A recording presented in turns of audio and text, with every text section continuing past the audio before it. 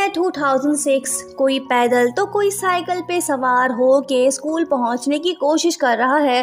ड्रामे की female lead जिसका नाम यांगशी है वो भी स्कूल की तरफ रवां दवा है। उफ, ये लड़की तो खाने पीने की बहुत शौकीन है। जहाँ स्टॉल देखा वहाँ पे रुक गई। अंकल फैंग, मुझे भी एक दे दो। अकेली हूँ, आज तो पेट भर के खाऊंगी। ओह नो, कोई लुच्छा टाइप बॉय उसका पाय छीन के भाग निकलता है। अरे नहीं, ये तो इस ड्रामे का फर्स्ट मेन लीड है। नाम बोले तो मुंह चैन। लगता है कि ये यांगशी को चैन से खाने नहीं देगा। ये साला खुद को बास्केटबॉल प्लेयर और अच्छा डांसर भी समझता है।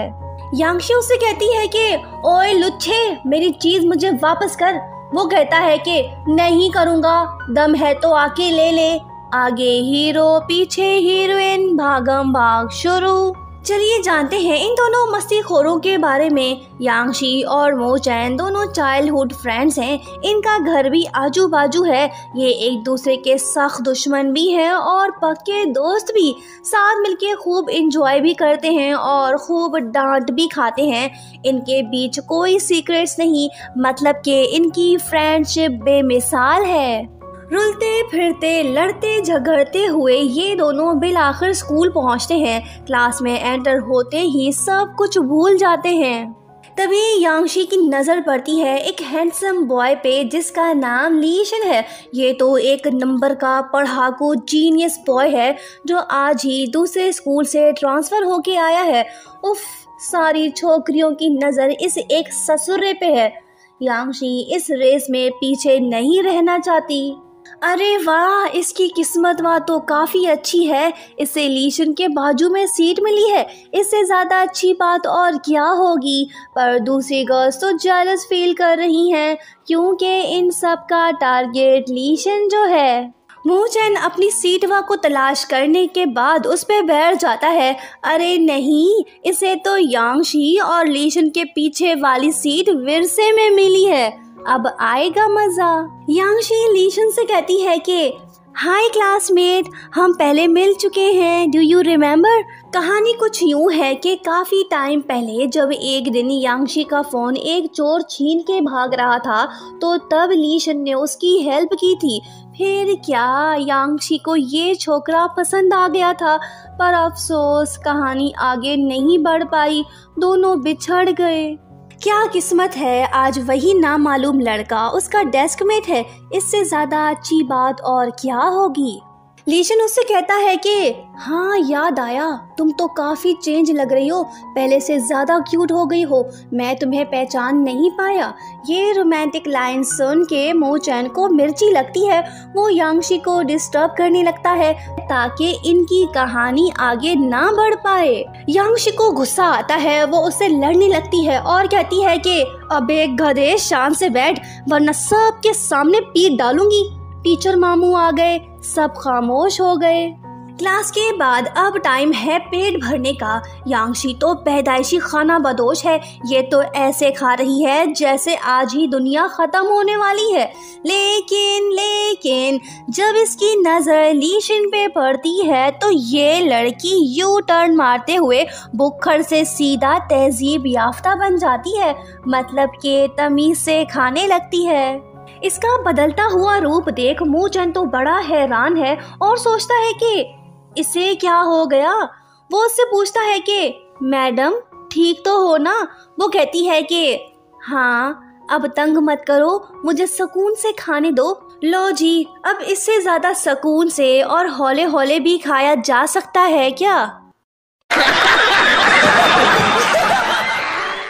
मो चैन को असल वजह मालूम हो गई है। वो कहने लगता है कि लड़की, जब से तुमने उस नमूने को देखा है तब से तुम्हारे होश खता हो गए हैं। अब जल्दी से बको, आखिर क्या बात है। वो कहती है कि कुछ नहीं, चुप करो और अपना पेट भरो। उसी दिन जब यांगशी अपनी मॉम को घर वापस जाते हुए देखती है तो वो उससे पहले वहाँ पहुँच के अपने डैड से कहने लगती है कि अब्बू जी, अगर आपको अपनी इज्जत व प्यारी है तो ये सब लपेट के घर के अंदर चले जाएं। अगर मॉम ने देख लिया तो वो आपको सूली पे लटका देगी। हाय बेचारे डैड डर जाते हैं और पैकअप करके जल्दी से घर के अंदर चले जाते हैं और झाड़ू फेरने लगते हैं। ये बंदा तो सच में जोरू का गुलाम है। डैड यांगशी को शाबाशी देते हैं और उससे कहते हैं कि तुमने तो आज मुझे बचा लिया, वेल डन। तभी उसकी बीवी चिल्ला उठती है और कहने लगती है कि बेशरम, तुम नहीं सुधरे। यांगशी कानों में हैंड्स फ्री लगा के म्यूजिक सुनने लगती है। ये ड्रामा अब बहुत देर तक चलने वाला है। नेक्स्ट मॉर्निंग जब टीचर चैन हिस्ट्री की क्लास ले रहे होते हैं तो तभी हम देखते हैं कि यांगशी तो काफ़ी बिजी है, वो कुछ खास कर रही है। अरे नहीं, ये तो अपने महबूब की ड्राइंग बना रही है।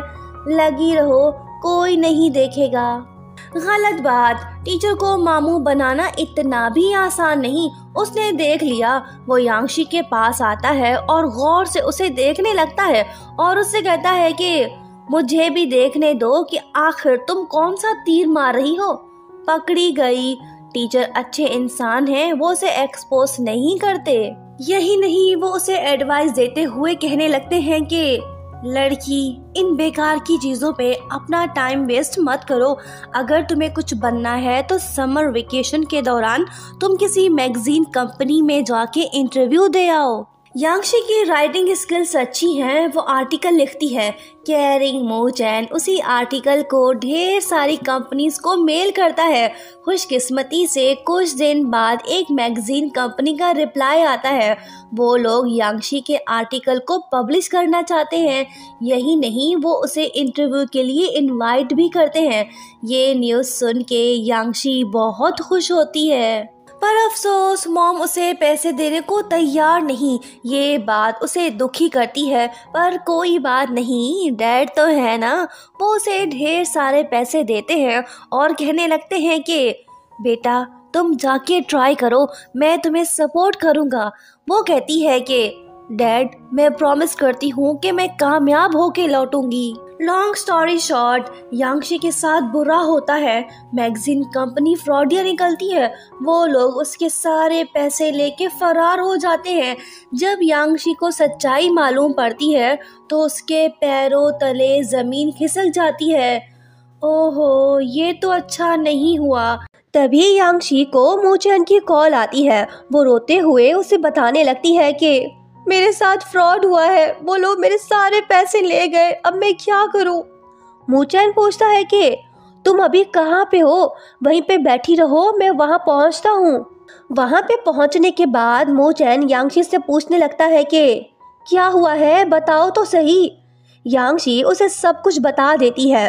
मो चैन कहने लगता है कि ये तो अच्छा हुआ ना, अब से तुम्हें गलत लोगों की पहचान हो जाएगी। लाइफ में ये सब तो चलता रहता है, आगे की सोचो। वो बोलती है कि सुन चप्पू, अगर तुमने ये बात किसी को बताई तो मैं तुम्हारा वो हशर करूंगी जो तुम जिंदगी भर याद रखोगे। अपनी जबान पे ताला लगा के रखना, समझे?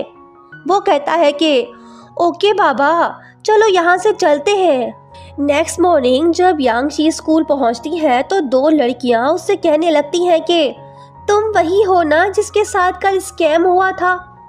यांगशी शॉक्ड होके उनसे पूछने लगती है कि ये बात तुम्हें किसने बताई? वो कहती है कि और कौन, तुम्हारे क्लासमेट्स। ये सुन यांगशी का शक यकीन में बदल जाता है। वो सोचती है कि ये जरूर मो चैन का काम है, सिर्फ वही तो सब कुछ जानता था। यांगशी तो काफ़ी गुस्से में है, इसका मूड भी ख़राब है। जीनियस बॉय ली शन उसके पास आके बैठता है और कहने लगता है कि तुमने वो बातें सुनी है? वो कहती है कि ओ, तुम्हें भी पता चल गया? वो कहता है कि हाँ, पर तुम परेशान क्यों हो रही हो? लोग तो बोलते रहेंगे, उन्हें इग्नोर करो। दोनों बातें करने लगते हैं। जब मो चैन की नज़र इन दोनों पे पड़ती है तो वो फौरन से वहाँ पे आ पहुँचता है और यांगशी से पूछने लगता है कि क्या तुम्हारे पेट में दर्द है? तुम मुझसे बात क्यों नहीं कर रही हो? वो कहती है कि चुप कर, शांत रह। वो कहता है कि ओके, तुम मुझे असाइनमेंट कंप्लीट करके दो ना प्लीज़। वो बोलती है कि क्यों, तुम्हारे हाथ में मेहंदी लगी है क्या? मैं पकड़ी गई तो? वो कहता है कि चल डरपोक कहेंगी, कुछ नहीं होता। क्या तुम भूल गई हम साथ में क्या क्या करते थे? यांशी बोलती है कि स्टॉप, आगे कुछ मत बोलो, मैं लास्ट टाइम तुम्हारी हेल्प करूंगी, अब तुम दफा हो जाओ। यांशी ने सही किया, नहीं तो ये चप्पू सारे राज उगल देता। रिवेंज लेने का टाइम आ गया। यांशी के हाथ अच्छा मौका लगा है, इसके हाथ में मूचेन की होमवर्क कॉपी है, अब आएगा मजा। जब मूचेन क्लास में आता है तो यांशी उससे बोलती है कि सुकून से जाके बैठ जाओ, मैं असाइनमेंट सबमिट करवा चुकी हूँ। वो कहता है कि वाह लड़की, तुम तो बड़ी तेज निकली, तुझ पे यकीन है, रात को घर आना, मैं तुम्हें अब्बा जी के हाथों का बैगन खिलाऊंगा। वो कहती है कि इसकी नौबत नहीं आएगी, तुम टेंशन फ्री होके बैठ जाओ। नेक्स्ट सीन में टीचर सभी स्टूडेंट से कहने लगती है कि तुम सब ने बुक तो रीड कर लिया होगा, कंपोजिशन भी बना ली होगी, चलो फिर मैं किसी एक को बुलाती हूँ, वो अपना जलवा दिखाए। लो जी, तीर निशाने पे जा लगा, फंसा कौन? मूचेन। पर ये लड़का तो काफी एक्साइटेड दिखाई दे रहा है, इसे अपने चाइल्डहुड फ्रेंड यांशी पे यकीन जो है। फिर क्या, मूचेन शुरू हो जाता है, सबको बताने लगता है कि जब हम लाइफ के स्पेशल स्टेज में दाखिल होते हैं तो हमारी बॉडी में काफी चेंजेस आने लगते हैं। 40 साल के बाद मेरा चेस्ट बढ़ जाएगा, है मैं मोटा हो जाऊंगा, मेरे बोन्स वीक हो जाएंगे, पता नहीं क्या क्या होगा। मूचेन रुक गया, आगे कुछ नहीं बोल पा रहा, बहुत बेइज्जती हो गई। यांशी मुस्कुरा रही है। मैडम जी कहने लगती है कि बेटा रुक क्यों गए, आगे बताओ। मूचेन दिल पे पत्थर रख के अपनी इंसल्ट बर्दाश्त करता है। यांशी के दिल को सुकून मिला, सभी क्लासमेट्स हंसने में मसरूफ है, रिवेंज हुआ पूरा। लीशन यांशी से कहता है कि तुमने बिल्कुल सही किया, इसके साथ यही होना चाहिए। क्लास एंड होने के बाद मूचेन यांशी से पूछने लगता है कि तुमने ऐसा क्यों किया, मैंने तुम्हारा क्या बिगाड़ा है? वो कहती है कि तुम्हें तो पता है, फिर क्यों पूछ रहे हो? वो कहता है कि मुझे कुछ नहीं पता, तुम ही बता दो आखिर बात क्या है। वो कहती है कि तुम एक नंबर के झूठे हो, मुझसे बात मत करो। ये तो चली गई। रात को यांशी फील करती है कि उसकी तबीयत सही नहीं है, ऐसा उसके साथ कई बार हुआ है, अब उसे डॉक्टर को दिखाना पड़ेगा। फिर क्या, वो अपने डैड से पैसे लेके सीधा मॉम के पास जाके उससे कहने लगती है कि मॉम, डैड ने मुझे ढेर सारे पैसे दिए हैं, अब आप भी कुछ दे ना। मॉम कहती है कि बेटा मैं उनसे ज़्यादा अच्छी हूँ, तुम मेरे पर्स से कुछ पैसे उठा लो, उतने ही उठाना जितने डैड ने तुम्हें दिए हैं, ओके। पैसे जमा करने के बाद यांशी सोचती है कि अब वो किसी अच्छे से डॉक्टर को दिखा पाएगी। तभी उसे पता चलता है कि उसके घर की फाइनेंशियल कंडीशन ठीक नहीं है, मॉम डैड को उसके फ्यूचर की फिक्र लगी पड़ी है। वो दोनों दिन रात मेहनत करके पैसे जमा कर रहे हैं ताकि यांशी अच्छे से कॉलेज में पढ़ पाए। ये बातें सुनने के बाद यांशी दुखी होती है। नेक्स्ट डे वो हॉस्पिटल जाती है। रिपोर्ट्स देखने के बाद डॉक्टर उसे बताने लगती है कि तुम्हें तो हेपेटाइटिस हो गया है, तुम्हें जल्द से जल्द अपना ट्रीटमेंट शुरू कराना होगा, नहीं तो तुम्हारी जान भी जा सकती है। ये खतरनाक बात सुनते ही यांशी डिप्रेस होती है। वो ये बात किसी को नहीं बताती। नेक्स्ट मॉर्निंग वो देर से स्कूल पहुंचती है। मूचेन उससे बात करने की कोशिश करता है पर यांशी उसे कोई रिस्पॉन्स नहीं देती। वो कहने लगती है कि तंग मत करो, मुझे पढ़ने दो। मूचेन चला तो जाता है पर वो शांत नहीं बैठता। क्लास के दौरान वो यांशी को ढेर सारे पेपर मैसेजेस भेजता है पर यांशी हर बार उसे इग्नोर करती है। क्लास के बाद मूचेन उससे कहता है कि चलो साथ में लंच करते हैं। वो कहती है कि नहीं, मेरा मूड नहीं है और ना ही मुझे भूख लगी है, प्लीज़ मुझे परेशान मत करो, तुम कुछ नहीं जानते। वो पूछता है कि अरे मुझसे बेहतर तुम्हें कौन जानता है, किस बात पे नाराज हो, बताओ आखिर चाहती क्या हो। वो कहती है कि कुछ नहीं, तुम बस चुप करके बैठ जाओ, यही काफ़ी है। उसी दिन स्कूल में यांशी के टेस्ट रिपोर्ट्स गुम हो जाते हैं। ये देख वो परेशान होती है। काफ़ी तलाश करने के बाद भी रिपोर्ट्स उसे नहीं मिलते। वो स्कूल से चली आती है। कुछ देर बाद वही रिपोर्ट्स किसी स्टूडेंट के हाथ लगती है। ये तो अच्छा नहीं हुआ। अब यांशी की लाइफ काफ़ी हार्ड होने वाली है। वो कैसे, बस आगे देखते जाइए। रात को जब यांशी घर जा रही होती है तो तभी कोई अननोन पर्सन उसे फॉलो करने लगता है। थैंकफुली खतरे की कोई बात नहीं। तभी वहाँ पे लीशन आता है। दोनों बातें करते हुए घर की तरफ जाने लगते हैं। यांशी उसे एक छोटे से रेस्टोरेंट पे ले जाती है। लीशन कुछ नहीं खा रहा। यांशी उसे बोलती है कि खाओ, ये रेस्टोरेंट मेरे लिस्ट में नंबर 1 पे है। बेफिक्र हो के पेट भरो। मू चैन यांशी को तलाश करते करते यहाँ तक आ पहुँचा है। फिर क्या वो इन दोनों के साथ आके बैठ जाता है। एक लड़की 2 लड़के, ये लव ट्रायंगल का चक्कर बड़ा ही खराब है। यांशी मू चैन को यहाँ से भगाना चाहती है, पर मू चैन भी बड़ा ही ढीठ बंदा है। वो आसानी से नहीं जाने वाला। लगता है कि लीशन को ही जाना पड़ेगा। वो यांशी को गुड बाय कहता है। यांशी भी उसे हंसते हुए गुड बाय कहती है। दोनों एक दूसरे को देखने लगते हैं। बेचारा मू चैन इस रोमांटिक नज़ारे को खामोशी से बर्दाश्त करता है। नेक्स्ट मॉर्निंग जब यांशी क्लास में आती है तो सभी क्लासमेट्स उसे देखने लगते हैं। सब उससे दूर भाग रहे हैं। यांशी सोचती है कि आखिर बात क्या है, ये सब मुझे इग्नोर क्यों कर रहे हैं। बाद में एक स्टूडेंट टीचर से पूछती है कि मैडम, क्या हेपेटाइटिस की बीमारी इन्फेक्शस है। बस ये सुनने की देर थी। यांशी समझ जाती है कि हेपेटाइटिस वाली बात सबको मालूम हो गई है। इसी वजह से तो सब उसे अवॉइड कर रहे थे। लंच ब्रेक के दौरान जब यांशी खाना खाने बैठती है तो वहाँ पे बैठे सभी स्टूडेंट्स भाग निकलते हैं। ये तो कुछ ज़्यादा ही हो रहा है। यांशी बिना खाए पिए ही वहाँ से चली आती है। मू चैन अपने फ्रेंड से पूछता है कि यांशी के साथ क्या हुआ है। फ्रेंड बताता है कि भाई तुम्हें नहीं पता, सब बोल रहे हैं कि इस लड़की को हेपेटाइटिस है। ये बात सुनते ही वो कहने लगता है कि इम्पॉसिबल, अगर ऐसी कोई बात होती तो वो मुझे ज़रूर बताती।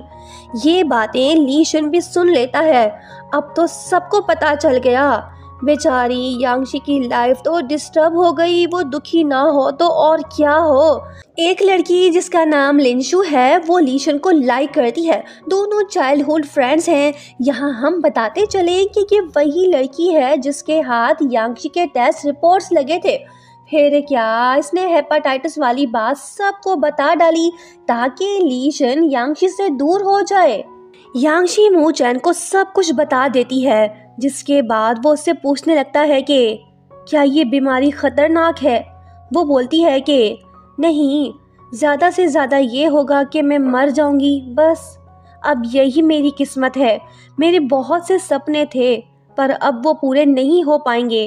वो कहता है कि अब बस भी करो, तुम कुछ ज़्यादा ही सोच रही हो। तुम्हें कुछ नहीं होगा, तुम ठीक हो जाओगी। पैसों की फिक्र मत करो, हम साथ में मिल के इस प्रॉब्लम को सॉल्व करेंगे। वो कहती है कि तुम प्लीज़ ये बात मेरे मॉम डैड को नहीं बताना। वो कहता है कि ओके।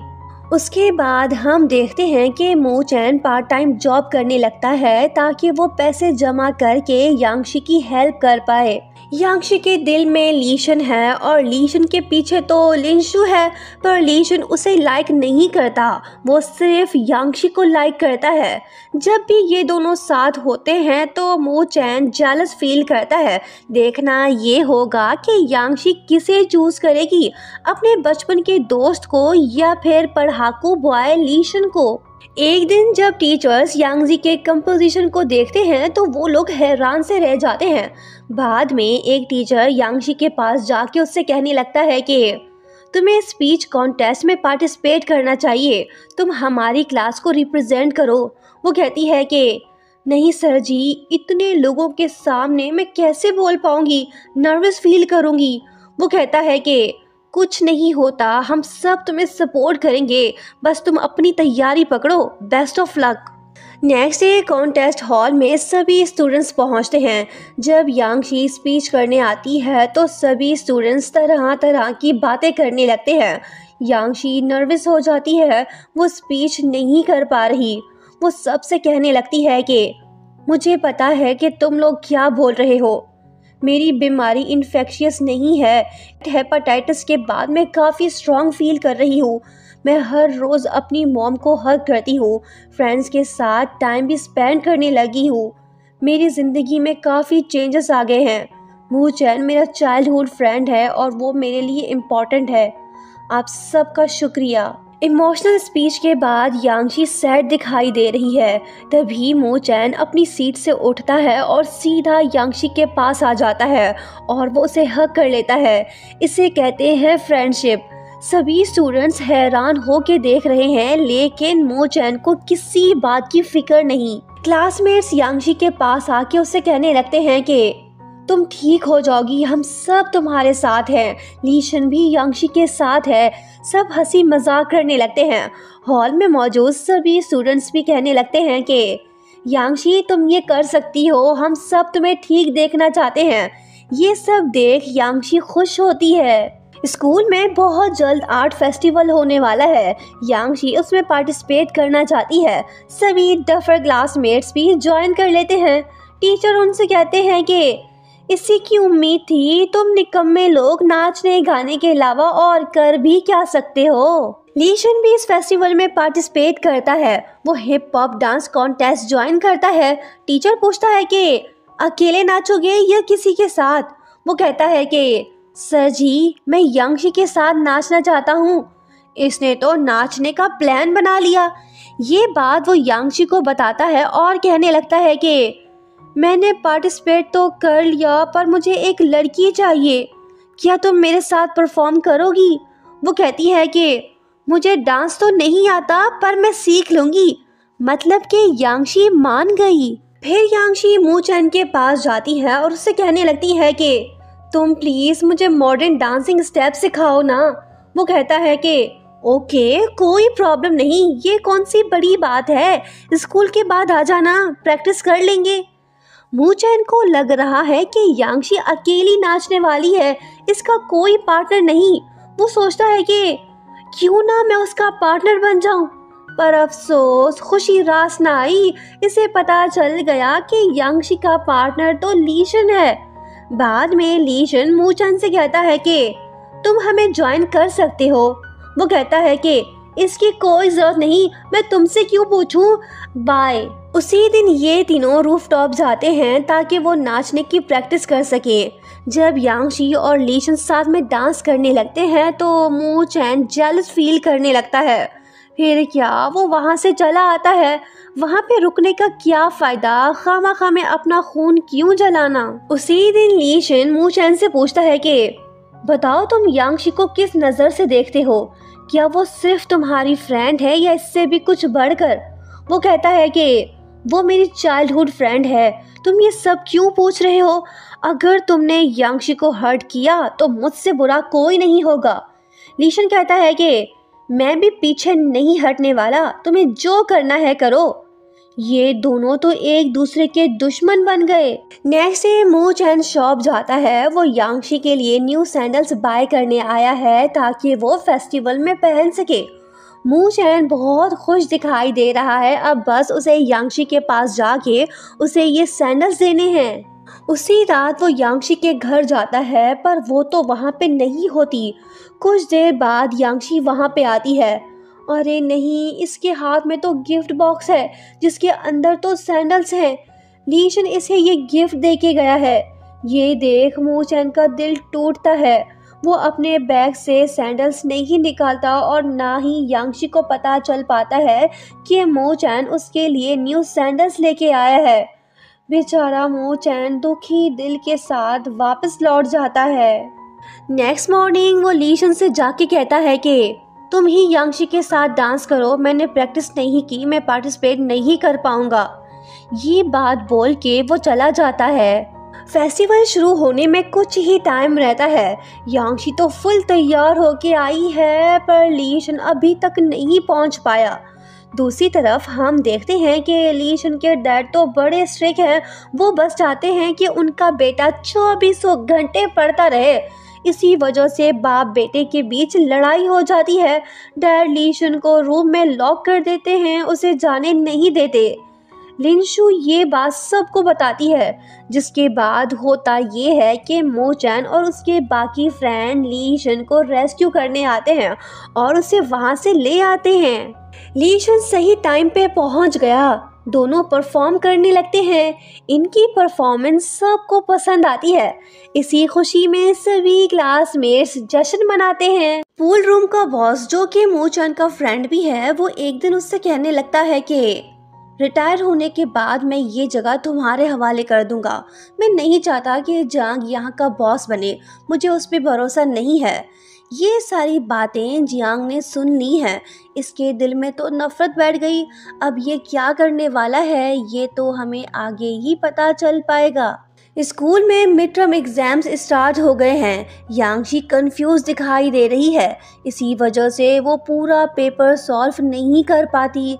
ये बात मोचन नोट करता है। एग्जाम्स के बाद जब टीचर रिजल्ट अनाउंस करते हैं तो हमें पता चलता है कि मोचन तो लास्ट नंबर पे आया है। टीचर उससे कहता है कि तुम अपने पेरेंट्स को ले आओ, हम उनसे मिलना चाहते हैं। फ्लैशबैक में हम देखते हैं कि मोचन ने पूरा पेपर सॉल्व किया था, पर जब उसने यांगशी के पेपर को देखा तो तभी उसने अपने कुछ आंसर्स जानबूझ के मिटा दिए ताकि वो लास्ट नंबर पे आए, ना कि यांगशी।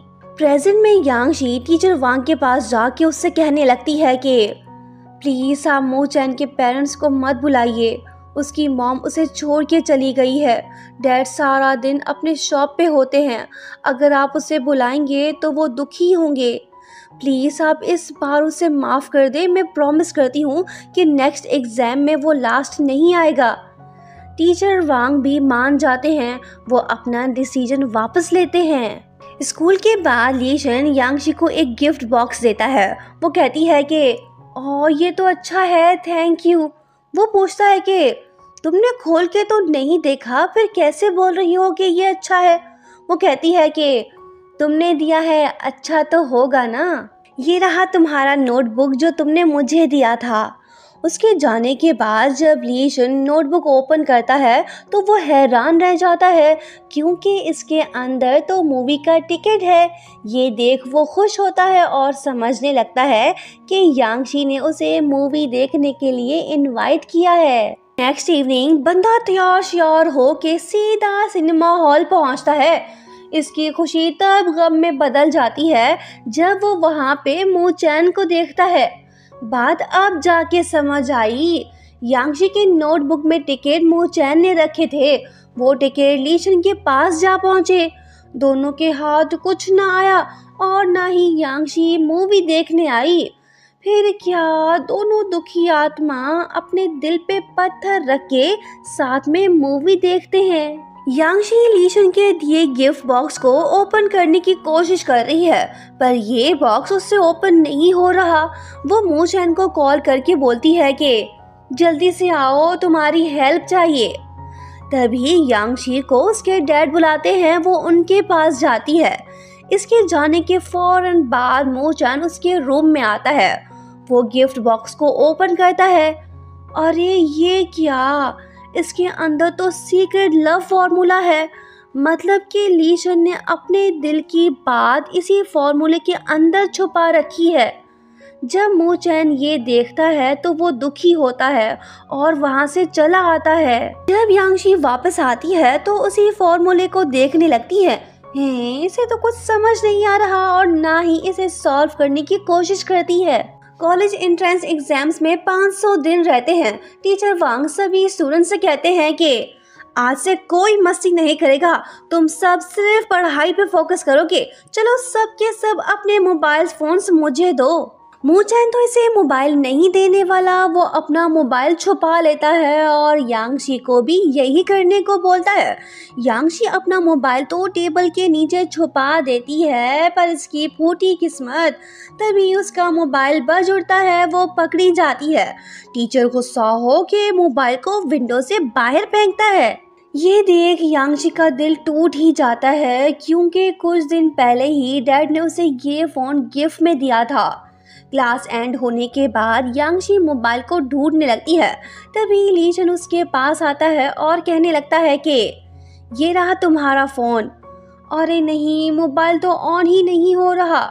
लीशन उससे कहने लगता है कि तुम फिक्र मत करो, मैं आज इसे स्टोर पे ले जाता हूँ, फिक्स करवा के तुम्हें वापस कर दूंगा।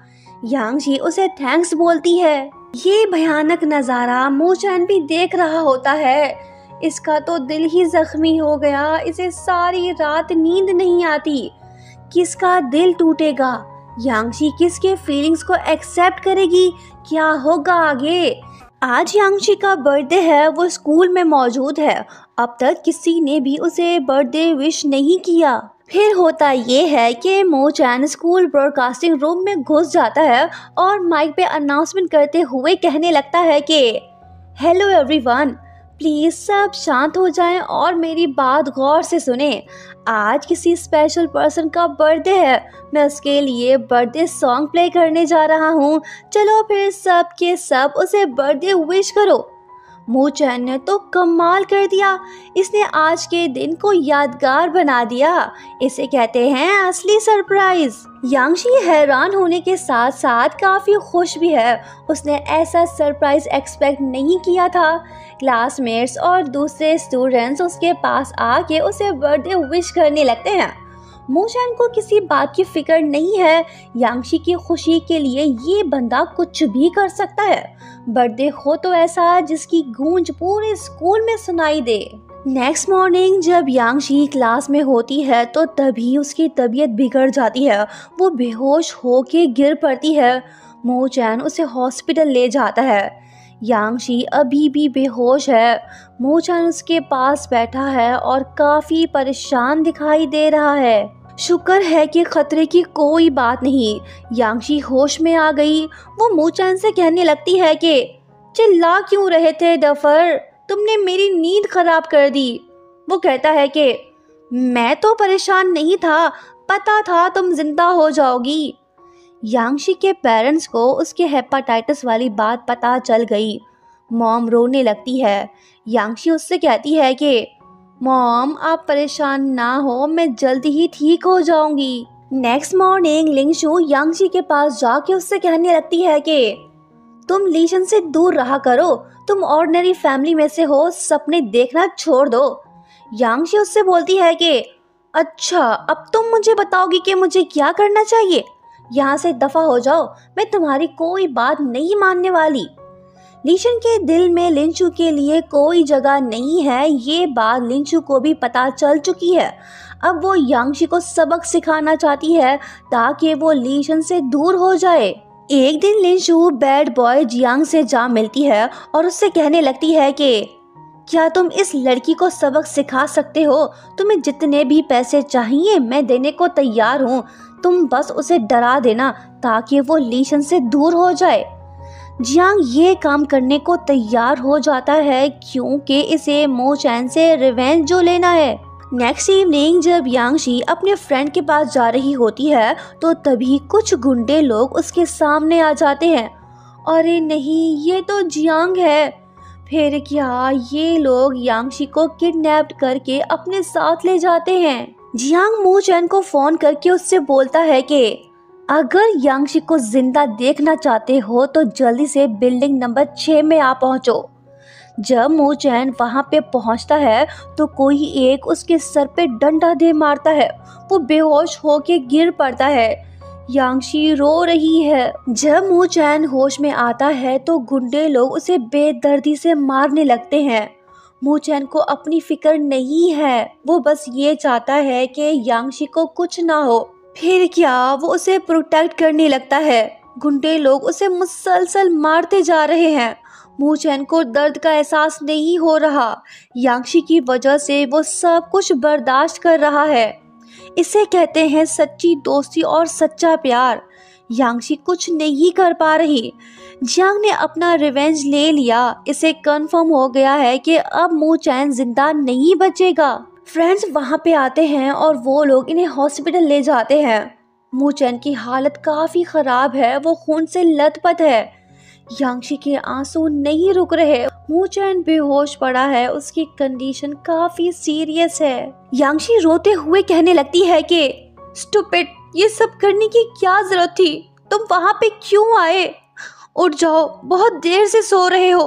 अब चलो, उठ भी जाओ, होश में आ जाओ प्लीज़, उठ जाओ ना। चलो घर चलते हैं, मस्ती मजाक करते हैं। रो रो के यांशी का बुरा हाल हो गया है, पर मूचैन होश में नहीं आया। डैड उससे कहने लगते हैं कि बेटा तुम परेशान मत हो, वो ठीक हो जाएगा। यांशी कहती है कि नहीं डैड, डर लग रहा है। अगर इसे कुछ हो गया तो मैं अपने आप को कभी माफ नहीं कर पाऊंगी। बेशरम लिनशू गिल्टी फील कर रही है। वो यांशी को सब कुछ बता देती है और कहने लगती है कि मैं तो सिर्फ तुम्हें डराना चाहती थी, मुझे पता नहीं था कि ये सब हो जाएगा। प्लीज़ मुझे माफ़ कर दो। यांशी कहती है कि तुमने बहुत ही घटिया हरकत की है, तुम्हें इसकी सज़ा मिलनी चाहिए। मैं कुछ नहीं कर सकती, तुम्हारी वजह से मूचैन की जान खतरे में पड़ गई है। अगर उसे कुछ हुआ तो मैं तुम्हें कभी माफ़ नहीं करूँगी। नेक्स्ट सीन में लिनशू की मॉम लीशन से बोलती है कि प्लीज़ तुम यांशी से जाके बात करो, उन्हें राज़ी करो, नहीं तो लिनशू की लाइफ बर्बाद हो जाएगी। लिनशू के मॉम डैड भी यांशी के पेरेंट्स से आके मिलते हैं और उनसे मिन्नतें करने लगते हैं। प्लीज़ आप लोग सब कुछ भूल जाएं, जितने पैसे चाहिए हम देने को तैयार हैं। यांशी के मॉम डैड उसे साफ मना कर देते हैं और कहने लगते हैं कि अगर ये सब तुम्हारी बेटी के साथ होता तो क्या तुम हमें माफ़ कर देती? हम केस वापस नहीं लेंगे, आप जा सकती हैं। उसके बाद होता ये है कि लीशन हॉस्पिटल आ पहुंचता है और वो यांशी से कहने लगता है कि क्या तुम वो सब भुला नहीं सकती? तुम लिनशू को माफ़ नहीं कर सकती? यांशी कहती है कि इतना सब कुछ होने के बाद तुम ये कैसे बोल सकते हो कि मैं सब कुछ भूल जाऊं? लिनशू की वजह से मूचैन सीरियस हालत में बेड पे पड़ा है और तुम उसके लिए भीख मांगने आए हो।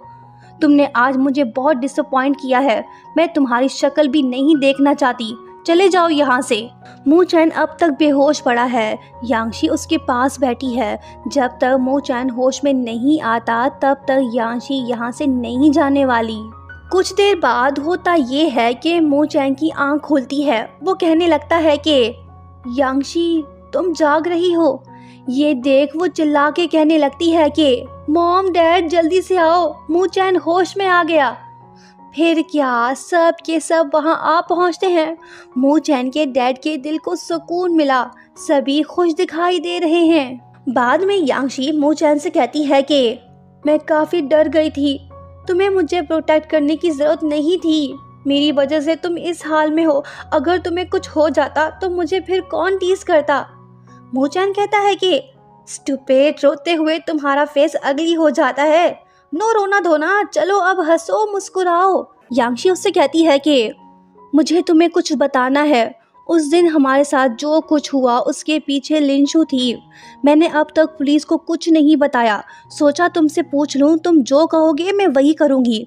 वो कहता है कि मुझे तुम पे यकीन है, तुम्हें जो सही लगे वो करो, तुम्हारा हर डिसीजन मुझे कबूल है।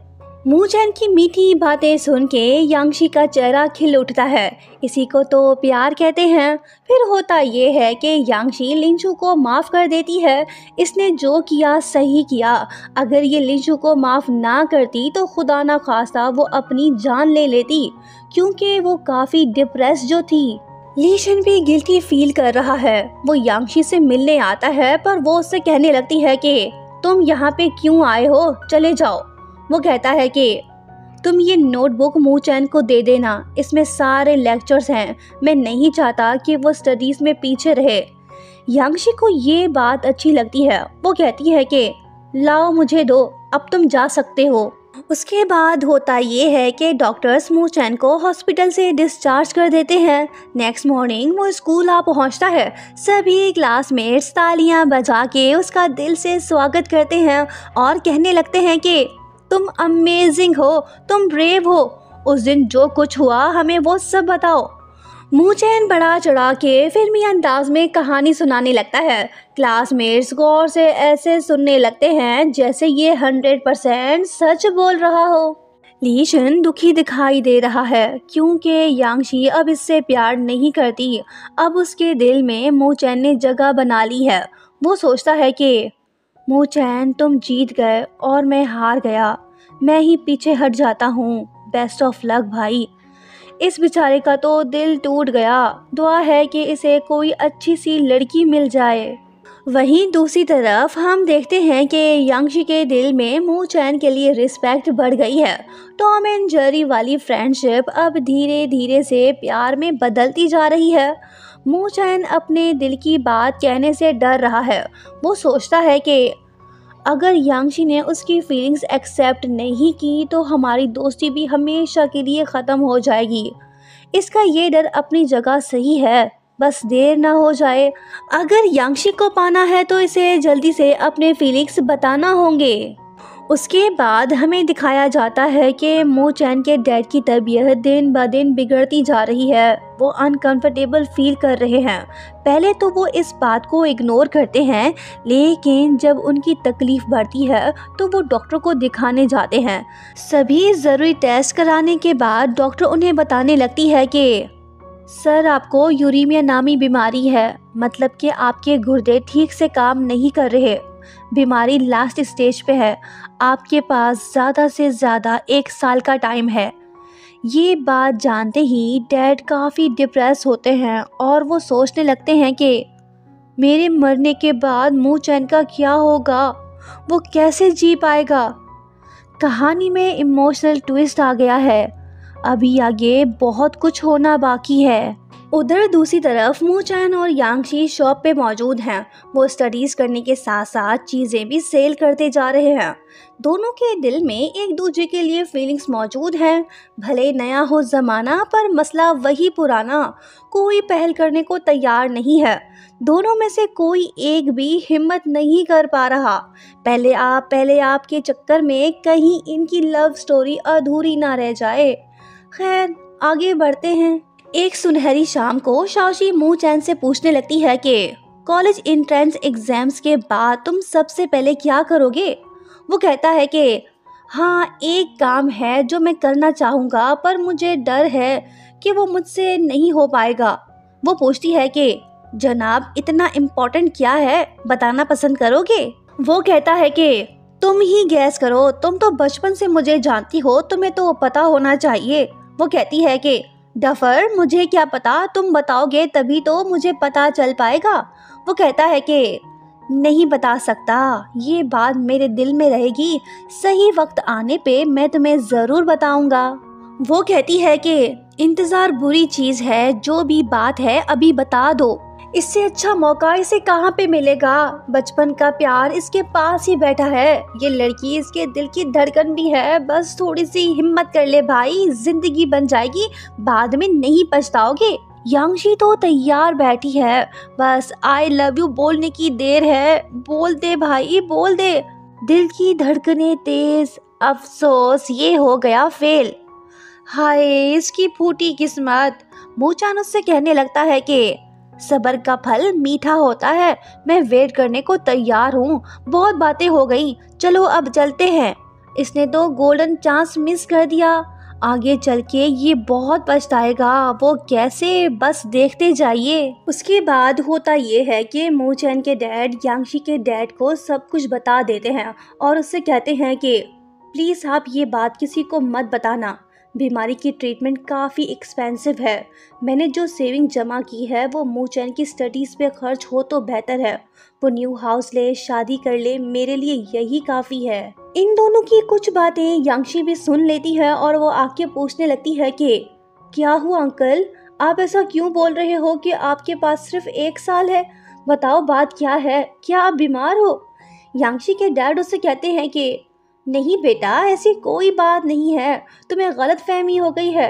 इन्हें मामूली सा मसला है, खतरे की कोई बात नहीं। इन्हें खाने पीने में एहतियात करना होगी, नमक वगैरह कम इस्तेमाल करना होगा, बस। नेक्स्ट मॉर्निंग जब यांगशी और मूचैन आपस में बात कर रहे होते हैं तो तभी मूचैन को हॉस्पिटल से कॉल रिसीव होता है। फिर क्या, वो फौरन से हॉस्पिटल पहुंचता है। डैड की हालत बिगड़ गई है, उन्हें हॉस्पिटलाइज्ड होना पड़ेगा। मिस्टर चैन अपने बेटे को कुछ नहीं बताते, बस ये बोलते हैं कि बेटा खतरे की कोई बात नहीं है, मैं ठीक हो जाऊंगा। मू चैन अपने डैड की बात पे यकीन कर लेता है और वो बेफिक्र होके वहां से चला जाता है। इसके जाने के बाद यांगशी मू चैन के डैड से पूछने लगती है कि अंकल आप सच बताइए, मैंने उस दिन बहुत कुछ सुना था। मू चैन आपका बेटा है, आप उसे अंधेरे में नहीं रख सकते, आपको उसे सब कुछ बताना होगा। काफी सोचने के बाद मिस्टर चैन यांगशी को सब कुछ बता देते हैं और रिक्वेस्ट करते हुए कहने लगते हैं कि प्लीज तुम ये बात मू चैन को नहीं बताना। कॉलेज एंट्रेंस एग्जाम करीब है, मैं नहीं चाहता कि वो डिस्टर्ब हो। ये सब सुन यांगशी दुखी होती है और वो सोचने लगती है कि अब मैं क्या करूं। क्या यांगशी मू चैन को सब कुछ बता देगी? डैड के बाद मू चैन का क्या होगा? यांगशी मू चैन को कुछ नहीं बताती। वो मिस्टर चैन के पास जाके उन्हें समझाने लगती है कि अंकल प्लीज़ आप अपने बेटे को सब कुछ बता दें ताकि बाद में उसे कोई पछतावा ना हो। अगर आपको अचानक से कुछ हो गया तो मू चैन फिर संभल नहीं पाएगा।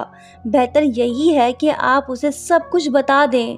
डैड कहने लगते हैं कि तुम सही बोल रही हो, मुझे उसे सब कुछ बताना चाहिए। उसी रात जब मू चैन अपने डैड से मिलने हॉस्पिटल आता है तो डैड उसे सब कुछ बता देते हैं और कहने लगते हैं कि बेटा मेरी कंडीशन काफ़ी सीरियस है, मुझे हॉस्पिटल में रहना पड़ेगा, मेरे पास ज़्यादा टाइम नहीं है। मू चैन अपने डैड से कहता है कि पापा आप किडनी ट्रांसप्लांट क्यों नहीं करवा रहे? मेरे पास 2 गुर्दे हैं, मैं एक आपको दे दूंगा, ज़रूरत पड़ी तो दोनों के दोनों ही आपको दे दूंगा।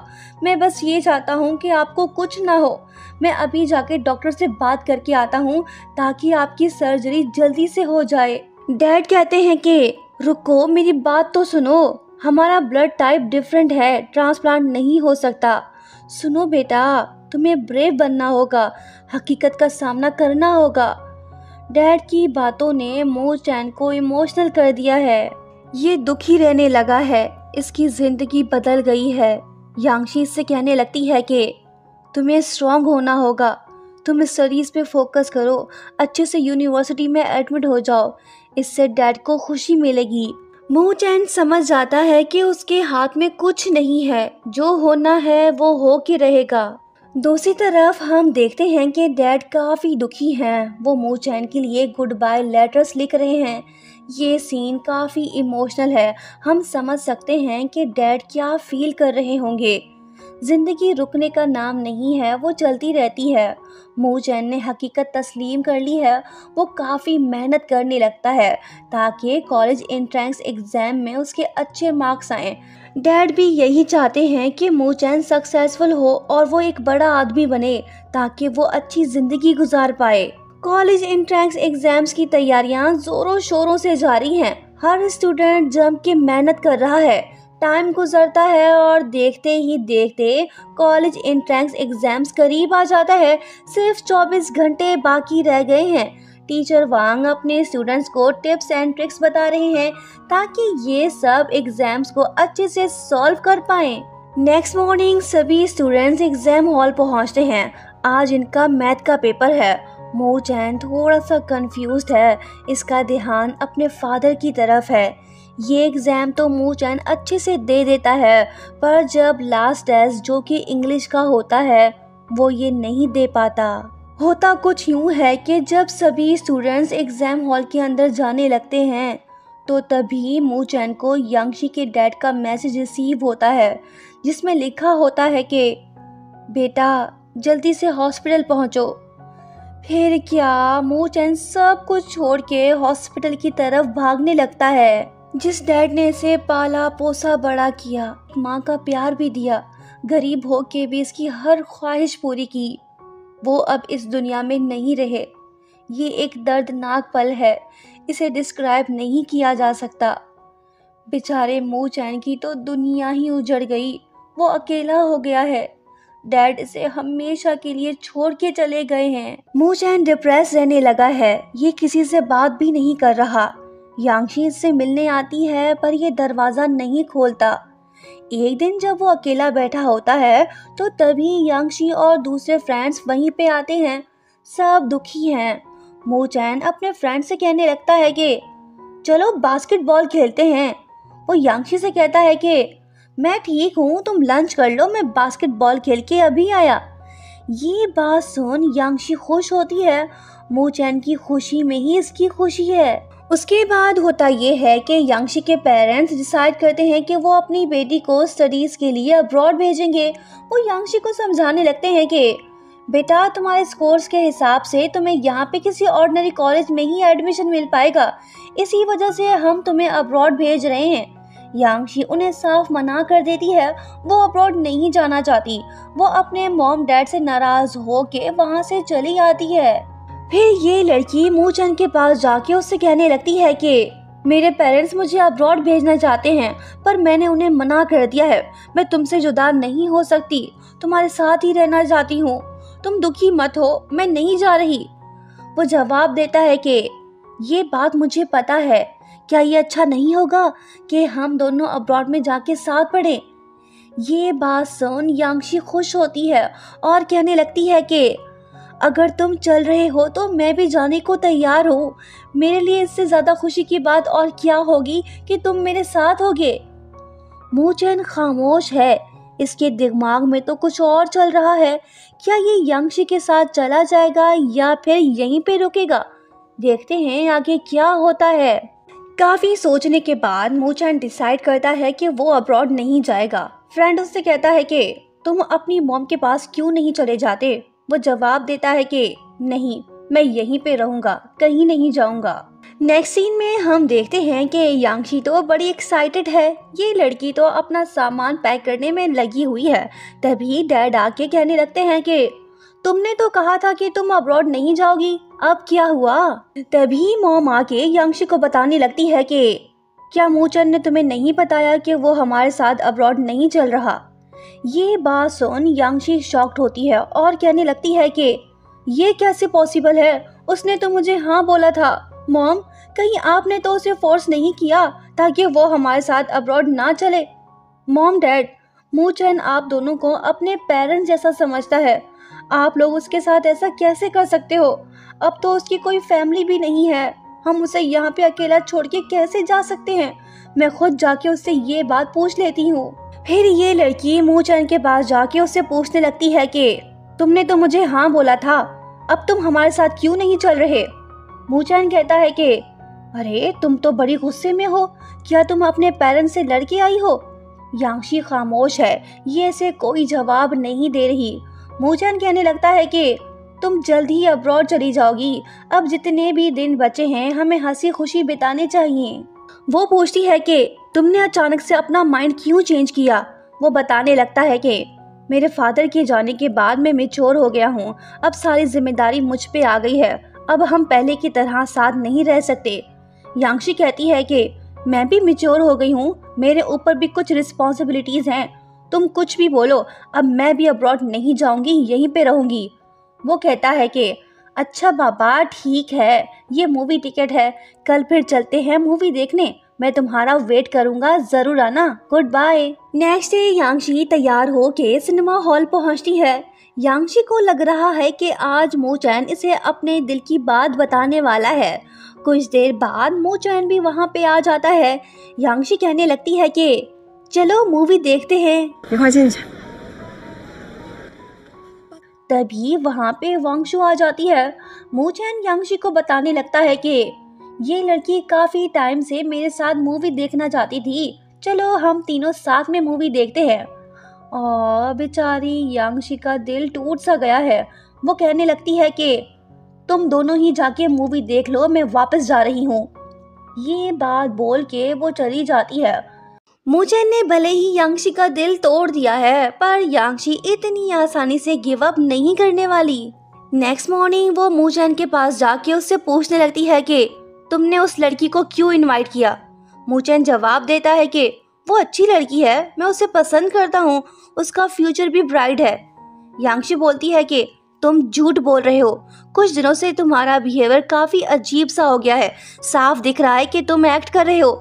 सुन लड़के, अगर तुम ये भी कहो कि तुम उस लड़की से शादी करना चाहते हो तब भी मैं अब्रॉड नहीं जाऊंगी। मैं तुम्हारी किसी बात पे बिलीव नहीं करने वाली, तुम नाटक कर रहे हो। मूचैन बोलता है कि ये तुम क्या बोल रही हो, तुम्हें अब्रॉड जाना चाहिए। वो कहती है कि मैं बिल्कुल सही बोल रही हूँ, तुम मेरे साथ ऐसा क्यों कर रहे हो। मूचैन फिर से इससे झूठ बोलने लगता है। यांगशी इसके किसी भी बात पे बिलीव करने को तैयार ही नहीं। जब यांगशी इसका हाथ पकड़ती है तो मूचैन इसे खुद से दूर कर देता है और कहने लगता है कि मेरे सारे पैसे डैड की ट्रीटमेंट में खर्च हो गए, अब मेरे पास कोई सेविंग्स नहीं है, पैसों के बगैर रिलेशनशिप आगे नहीं बढ़ सकता। वो बोलती है कि ये वो बात नहीं जो तुम सोच रहे हो, मैं तुम्हारी किसी बात पे यकीन नहीं करूंगी, बताओ सच क्या है। मूचैन अब इसे वो कहने वाला है जिसे सुनते ही यांगशी का दिल जरूर टूट जाएगा। मूचैन जानबूझ के ये सब कर रहा है ताकि यांगशी इसकी जिंदगी से दूर चली जाए। वो कहने लगता है कि मैं किसी बीमार पर्सन का बोझ नहीं उठा सकता, सो प्लीज तुम मेरी जिंदगी से दूर चली जाओ। ये बात बोल के वो चला जाता है। यांगशी दुखी होती है, इसका दिल फिर से टूट गया। जिससे ये प्यार करती थी वो इसे अपनाने को तैयार ही नहीं। मूचैन की तल्ख बातों ने इसे रुला दिया है। डैड अपनी बेटी को बहुत समझाते हैं, जिसके बाद यांगशी डिसाइड करती है कि वो अब्रॉड चली जाएगी। कुछ दिन बाद हम देखते हैं कि यांगशी अपना सारा सामान पैक कर रही है।